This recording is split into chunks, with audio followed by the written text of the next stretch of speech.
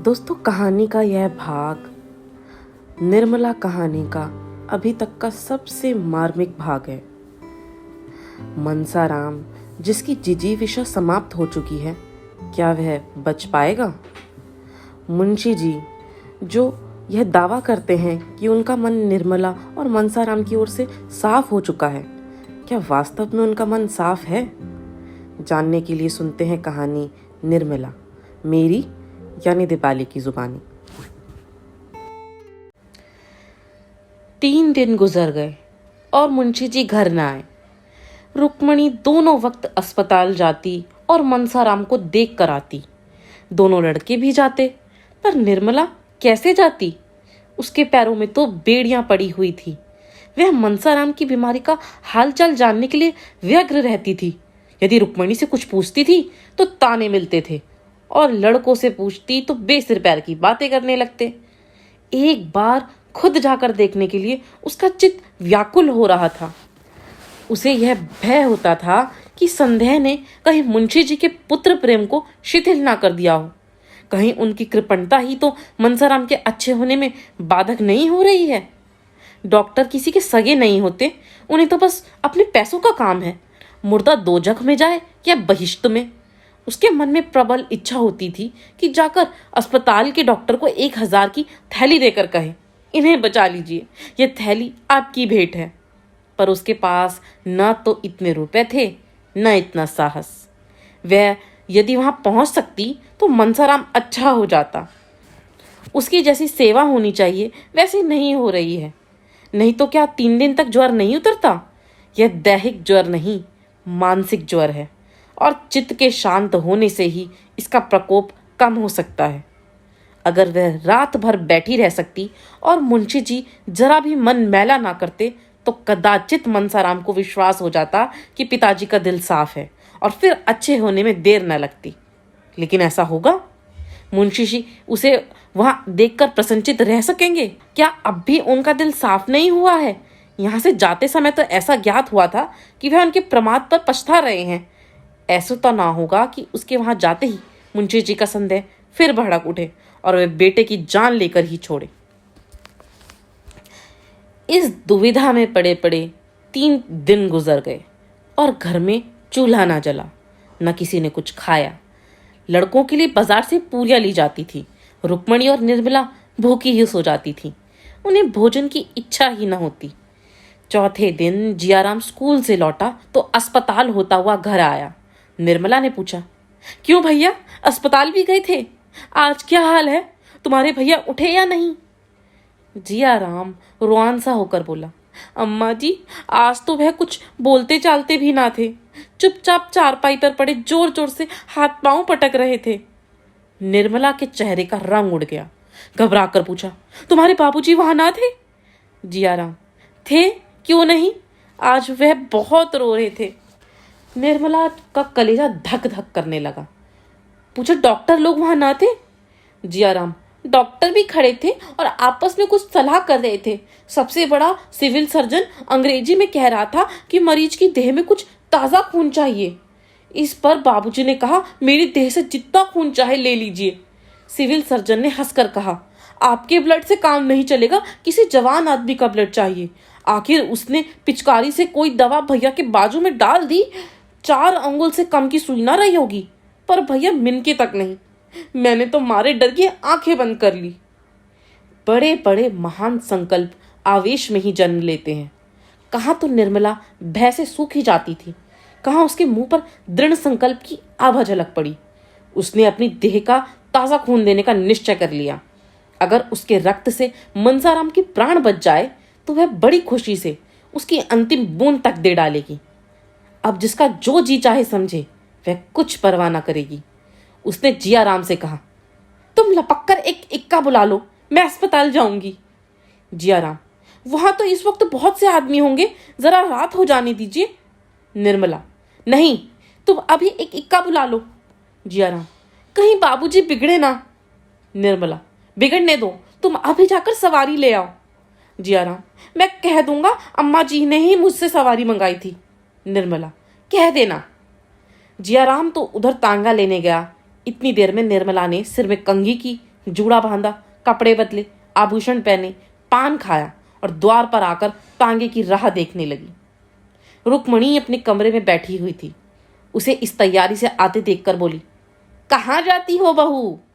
निर्मला, जी जरा अस्पताल तक जाती हूँ। रुक्मणी, वहां जाकर क्या करोगी? निर्मला, कुछ नहीं, करूंगी क्या, करने वाले तो भगवान हैं, देखने को जी चाहता है। रुक्मणी, मैं कहती हूं मत जाओ। निर्मला ने विनीत भाव से कहा, अभी चली जाऊंगी दीदी, जियाराम कह रहे हैं कि इस वक्त उनकी हालत अच्छी नहीं है, जी नहीं मानता, आप भी चलिए।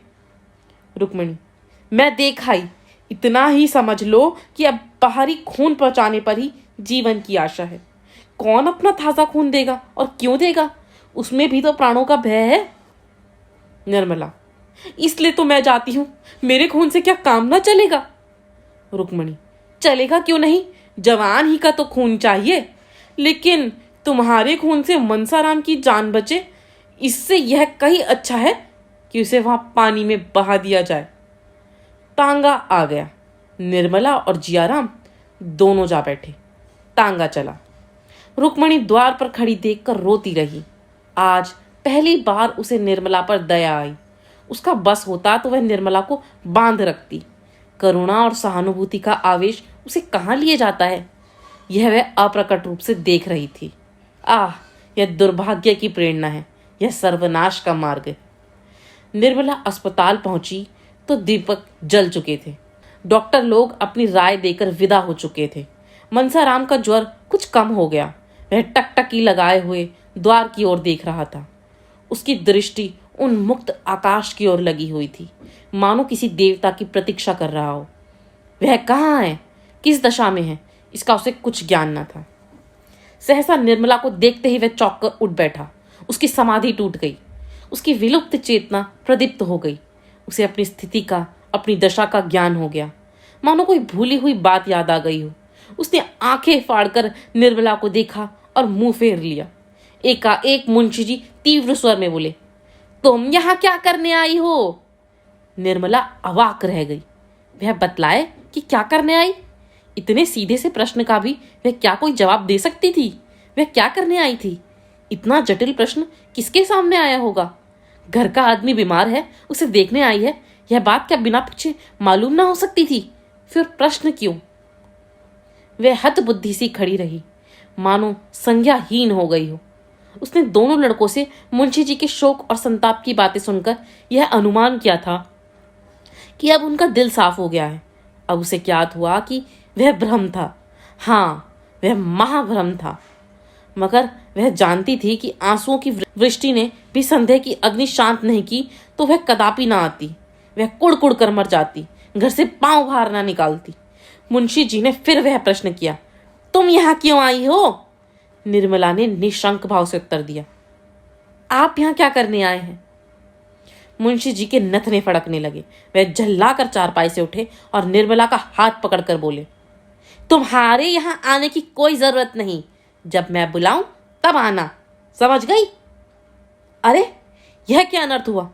मनसाराम जो चारपाई से हिल भी ना सकता था, उठकर खड़ा हो गया और निर्मला के पैरों पर गिरकर रोते हुए बोला, अम्मा जी, इस अभागे के लिए आपको व्यर्थ इतना कष्ट हुआ। मैं आपका स्नेह कभी ना भूलूंगा। ईश्वर से मेरी यही प्रार्थना है कि मेरा पुनर्जन्म आपके गर्भ से हो, जिससे मैं आपके ऋण से उऋण हो सकूं। ईश्वर जानता है, मैंने आपको विमाता नहीं समझा, मैं आपको अपनी माता समझता रहा। आपकी उम्र मुझसे ज़्यादा ना हो, लेकिन आप मेरी माता के स्थान पर थी और मैंने आपको सदैव इसी दृष्टि से देखा। अब नहीं बोला जाता अम्मा जी, क्षमा कीजिए, यह अंतिम भेंट है। निर्मला ने अश्रु प्रवाह को रोकते हुए कहा, तुम ऐसी बातें क्यों करते हो? 2-4 दिन में अच्छे हो जाओगे। मनसाराम ने क्षीण स्वर में कहा, अब जीने की इच्छा नहीं और न बोलने की शक्ति है। यह कहते कहते मनसाराम आशक्त होकर वहीं जमीन पर लेट गया। निर्मला ने पति की ओर निर्भय नेत्रों से देखते हुए कहा, डॉक्टरों ने क्या सलाह दी? मुंशी जी, सब के सब भंग खा गए हैं, कहते हैं ताजा खून चाहिए।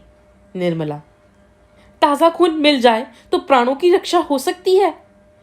मुंशी जी ने निर्मला की ओर तीव्र नेत्रों से देखकर कहा, मैं ईश्वर नहीं हूं और न डॉक्टर ही को ईश्वर समझता हूं। निर्मला, ताज़ा खून तो ऐसी अलभ्य वस्तु नहीं।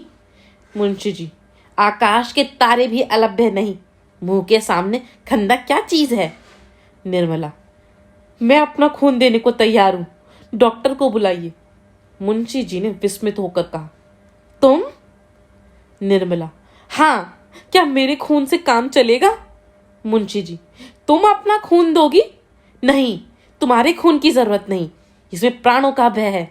निर्मला, मेरे प्राण किस काम आएंगे?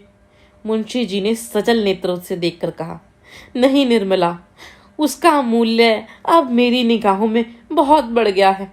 आज तक वह मेरे भोग की वस्तु थी, आज से वह मेरी भक्ति की वस्तु है। मैंने तुम्हारे साथ बड़ा अन्याय किया है, क्षमा करो। जो कुछ होना था हो गया, किसी की कुछ न चली। डॉक्टर साहब निर्मला की देह से रक्त निकालने की चेष्टा कर ही रहे थे कि मनसाराम अपने उज्जवल चरित्र की अंतिम झलक दिखाकर इस भ्रमलोक से विदा हो गया। कदाचित इतनी देर तक उसके प्राण निर्मला ही की राह देख रहे थे। उसे निष्कलंक सिद्ध किए बिना वह कैसे देह त्याग देता? अब उसका उद्देश्य पूरा हो गया। मुंशी जी को निर्मला के निर्दोष होने का विश्वास हो गया, पर कब? जब हाथ से तीर निकल चुका था, जब मुसाफिर ने रकाब में पाँव डाल लिया था। पुत्र शोक में मुंशी जी का जीवन भार स्वरूप हो गया। उस दिन से फिर उनके चेहरे पर हंसी न आई। यह जीवन अब उन्हें व्यर्थ सा जान पड़ता था। कचहरी जाते, मगर मुकदमों की पैरवी करने के लिए नहीं, केवल दिल बहलाने के लिए। घंटे 2 घंटे में वहां से उकताकर चले आते। खाने बैठते तो कौर मुंह में न जाता। निर्मला अच्छी से अच्छी चीज पकाती, पर मुंशी जी 2-4 कौर से अधिक ना खा सकते। ऐसा जान पड़ता कि कौर मुंह से निकला आता है। मनसाराम के कमरे की ओर जाते ही उनका हृदय टूक टूक हो जाता। जहां उनकी आशाओं का दीपक जलता रहता था, वहां अब अंधकार छाया हुआ था। उनके 2 पुत्र अब भी थे, लेकिन जब दूध देती गाय मर गई तो बछिया का क्या भरोसा। जब फलने फूलने वाला वृक्ष गिर पड़ा तो नन्हे नन्हे पौधों से क्या आशा। यूं तो जवान बूढ़े सभी मरते हैं, लेकिन दुख इस बात का था कि उन्होंने स्वयं लड़के की जान ले ली। जिस दम बात याद आ जाती तो ऐसा मालूम होता था कि उनकी छाती फट जाएगी, मानो हृदय बाहर निकल पड़ेगा। निर्मला को पति से सच्ची सहानुभूति थी। जहां तक हो सकता था वह उनको प्रसन्न रखने का फिक्र करती थी और भूल कर भी पिछली बातें जुबान पर न लाती। मुंशी जी उसे मनसाराम की कोई चर्चा करते शर्माते थे। उनकी कभी कभी ऐसी इच्छा होती कि एक बार निर्मला से अपने मन के सारे भाव खोलकर कह दूं, लेकिन लज्जा जुबान रोक लेती। इस भांति उन्हें वह सांत्वना भी ना मिलती जो अपनी व्यथा कह डालने से, दूसरे को अपने गम में शरीक कर लेने से प्राप्त होती है। मवाद बाहर ना निकलकर अंदर ही अंदर अपना विष फैलाता जाता था। दिन दिन देह घुलती जाती थी। इधर कुछ दिनों में मुंशी जी और उन डॉक्टर साहब जिन्होंने मनसाराम की दवा की थी का याराना हो गया था। बेचारे कभी कभी आकर मुंशी जी को समझाया करते, कभी कभी अपने साथ हवा खिलाने के लिए खींच ले जाते। उनकी स्त्री भी 2-4 बार निर्मला से मिलने आई थी। निर्मला भी कई बार उनके घर गई थी, मगर वहां से जब भी लौटती तो कई दिन तक उदास रहती। उस दंपत्ति का सुखमय जीवन देखकर उसे अपनी दशा पर दुख हुए बिना न रहता था। डॉक्टर साहब को कुल 100 रुपये मिलते थे, पर इतने में ही दोनों आनंद से जीवन व्यतीत करते थे। घर में केवल एक महरी थी। गृहस्थी का काम स्त्री को अपने ही हाथों से करना पड़ता था। गहने भी उसकी देह पर बहुत कम थे, पर उन दोनों में प्रेम था। पुरुष को देखकर स्त्री का चेहरा खिल उठता था, स्त्री को देखकर पुरुष निहाल हो जाता था। निर्मला के घर में धन इससे कहीं अधिक था। आभूषणों से उसकी देह फटी पड़ती थी। घर का कोई काम उसे अपने हाथ से न करना पड़ता, पर निर्मला संपन्न होने पर भी अधिक दुखी थी और सुधा विपन्न होने पर भी सुखी। सुधा के पास कोई ऐसी वस्तु थी जो निर्मला के पास न थी, जिसके सामने उसे अपने वैभव तुच्छ जान पड़ता था। यहाँ तक कि वह सुधा के घर गहने पहनकर जाते शर्माती थी। एक दिन निर्मला डॉक्टर साहब के घर आई तो उसे बहुत उदास देखकर सुधा ने पूछा, बहन आज बहुत उदास हो, वकील साहब की तबीयत तो अच्छी है? निर्मला, क्या कहूँ सुधा, उनकी दशा दिन दिन खराब होती जाती है, कुछ कहते नहीं बनता, न जाने ईश्वर को क्या मंजूर है। सुधा, हमारे बाबूजी तो कहते हैं कि उन्हें कहीं जलवायु बदलने के लिए जाना जरूरी है, नहीं तो भयंकर रोग खड़ा हो जाएगा। कई बार वकील साहब से कह भी चुके हैं, पर वे यही कह दिया करते हैं कि मैं तो बहुत अच्छी तरह हूँ, मुझे कोई शिकायत नहीं। आज तुम कहना। निर्मला, जब डॉक्टर साहब की ही नहीं सुनते तो मेरी क्या सुनेंगे? यह कहते कहते निर्मला की आंखें डबडबा गई और जो शंका इधर महीनों से उसके हृदय को विकल कर रही थी मुंह से निकल पड़ी। अब तक उसने उस शंका को छिपाया था, पर अब ना छिपा सकी। बोली, बहन मुझे तो लक्षण कुछ अच्छे नहीं मालूम होते, देखें भगवान क्या करते हैं। सुधा, तुम आज उनसे खूब जोर जोर से कह देना कि जलवायु बदलने चलिए, 2-4 महीने बाहर रहने से बहुत सी बातें भूल जाएंगे। मैं तो समझती हूँ शायद मकान बदलने से भी उनका शौक कुछ कम हो जाए। तुम कहीं बाहर जाओ। यह कौन सा महीना है? निर्मला, 8वां महीना बीत रहा है। चिंता तो मुझे और भी मारे डालती है। मैंने तो इसके लिए ईश्वर से कभी प्रार्थना न की थी। मैं बड़ी अभागिन हूँ। विवाह के 1 महीने पहले पिताजी का देहांत हो गया। उनके मरते ही मेरे सिर शनिचर सवार हुए। जहाँ पहले विवाह की बातचीत पक्की हुई थी, उन लोगों ने आंखें फेर ली।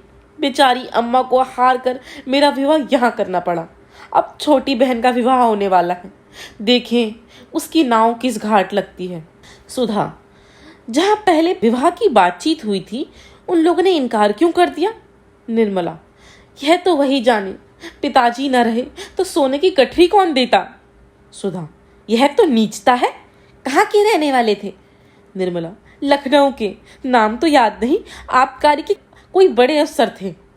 सुधा ने गंभीर भाव से पूछा, और उनका लड़का क्या करता था? निर्मला, कुछ नहीं, कहीं पढ़ता था, पर बड़ा होनहार था। सुधा ने सिर नीचा करके कहा, उसने अपने पिता से कुछ ना कहा था? वह तो जवान था, अपने बाप को दबा ना सकता था। निर्मला, अब मैं क्या जानूं बहन, सोने की गठरी किसी प्यारी नहीं होती। जो पंडित मेरे यहाँ से संदेश लेकर गया था, उसने तो कहा था कि लड़का ही इनकार कर रहा है। लड़के की माँ अलबत्ता देवी थी। उसने पुत्र और पति दोनों को समझाया, पर उसकी कुछ ना चली। सुधा, मैं तो लड़के को पाती तो खूब आड़े हाथों लेती। निर्मला, मेरे भाग्य में जो लिखा था वह हो चुका। बेचारी कृष्णा पर न जाने क्या बीतेगी। संध्या समय निर्मला के जाने के बाद जब डॉक्टर साहब बाहर से आए तो सुधा ने कहा, क्यों जी, तुम उस आदमी को क्या कहोगे जो एक जगह विवाह ठीक कर लेने के बाद फिर लोभवश किसी दूसरी जगह संबंध कर ले? डॉक्टर सिन्हा ने स्त्री की ओर कौतूहल से देखकर कहा, ऐसा नहीं करना चाहिए। और क्या? सुधा, यह क्यों नहीं कहते कि यह घोर नीचता है, पहले सिरे का कमीनापन है? सिन्हा, हाँ, यह कहने में मुझे इनकार नहीं। सुधा, किसका अपराध बड़ा है, वर का या वर के पिता का? सिन्हा की समझ में अभी तक नहीं आया कि सुधा के इन प्रश्नों का आशय क्या है। विस्मय से बोले, जैसी स्थिति हो, अगर वह पिता के अधीन हो तो पिता का ही अपराध समझो। सुधा, अधीन होने पर भी क्या जवान आदमी का अपना कोई कर्तव्य नहीं है? अगर उसे अपने लिए नए कोट की जरूरत हो तो वह पिता के विरोध करने पर भी उसे रोध होकर बनवा लेता है। क्या ऐसे महत्व के विषय में वह अपनी आवाज पिता के कानों तक नहीं पहुंचा सकता? यह कहो कि वर और उसका पिता दोनों अपराधी हैं, परंतु वर अधिक। बूढ़ा आदमी सोचता है, मुझे तो सारा खर्च संभालना पड़ेगा, कन्या पक्ष जितना 800 को उतना ही अच्छा। मगर वर का धर्म है कि यदि वह स्वार्थ के हाथों बिल्कुल बिक नहीं गया है तो अपने आत्मबल का परिचय दे। अगर वह ऐसा नहीं करता तो मैं कहूंगी कि वह लोभी है और कायर भी। दुर्भाग्यवश ऐसा ही प्राणी मेरा पति है और मेरी समझ में नहीं आता कि किन शब्दों में उसका तिरस्कार करूं। सिन्हा ने हिचकिचाते हुए कहा, वह वह वह दूसरी बात थी, लेन देन का कारण नहीं था, बिल्कुल दूसरी बात थी। कन्या के पिता का देहांत हो गया था। ऐसी दशा में हम लोग क्या करते? यह भी सुनने में आया था कि कन्या के कोई ऐब है, वह बिल्कुल दूसरी बात थी। मगर तुमसे यह कथा किसने कही? सुधा, कह दो कि वह कन्या कानी थी या कुबड़ी थी या नाइन के पेट से जन्मी थी या भ्रष्टा थी। इतनी कसर क्यों छोड़ दी? भला सुनूं तो उस कन्या में क्या ऐब था? सिन्हा, मैंने देखा तो ना था, सुनने में आया था कि इसमें कोई ऐब है। सुधा, सबसे बड़ा ऐब यही था कि उसके पिता का स्वर्गवास हो गया था और वह कोई लंबी चौड़ी रकम ना दे सकती थी। इतना स्वीकार करते क्यों झेपते हो? मैं कुछ तुम्हारे कान तो काट ना लूंगी। अगर दो चार फिक्रे कह दूं तो इस कान से सुनकर उस कान से उड़ा देना। ज्यादा चौचप्पड़ करूं तो छड़ी से काम ले सकते हो। औरत जात डंडे से ही ठीक रहती है। अगर उस कन्या में कोई ऐब था तो मैं कहूंगी लक्ष्मी भी बेऐब नहीं। तुम्हारी तकदीर खोटी थी बस, और क्या। तुम्हें तो मेरे ही पाले पड़ना था। सिन्हा, तुमसे किसने कहा कि वह ऐसी थी और वैसी थी? जैसे तुमने किसी से सुनकर मान लिया वैसे ही हम लोगों ने भी सुनकर मान लिया। सुधा, मैंने सुनकर नहीं मान लिया, अपनी आंखों से देखा। ज्यादा बखान करूं, मैंने ऐसी सुंदर स्त्री नहीं देखी थी। सिन्हा ने व्यग्र होकर पूछा, क्या वह यहीं कहीं है? सच बताओ, उसे कहाँ देखा? क्या तुम्हारे घर आई थी?